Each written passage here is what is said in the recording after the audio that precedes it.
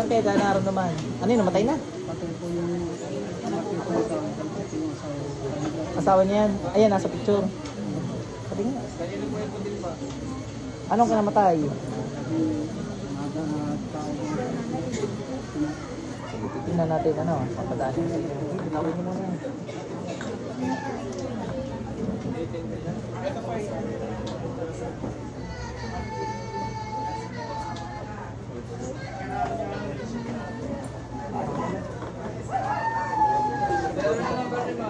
Sa kapangalang Yahweh, wal makapagtago. Sinong gumagong bakla? Tayo sa babae niya. Sa magsulok at magkarawan. Pasok.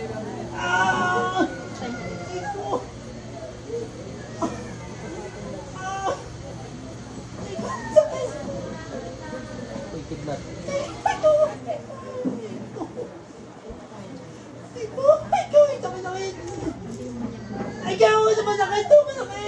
Ulit pa kaya? Ulit pa kaya? Ulit pa kaya? Ulit pa? Hindi na talaga sa'yo makakauli. Plus na naman. Ba't niya pinatayan, ha? Ba't niya pinatay? Ang kailan ba't niya pinatay? Nainggit ka? Pinatay mo sa inggit?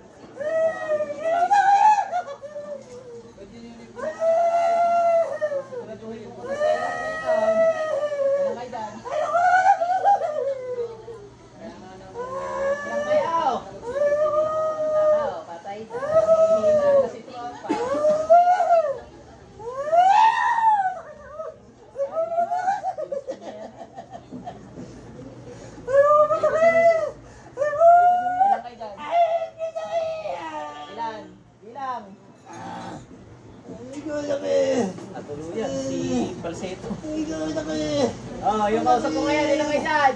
Ano naman? Hindi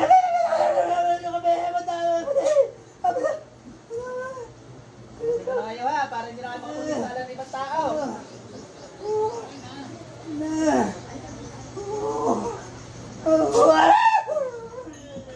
Unti-unti na lang muna.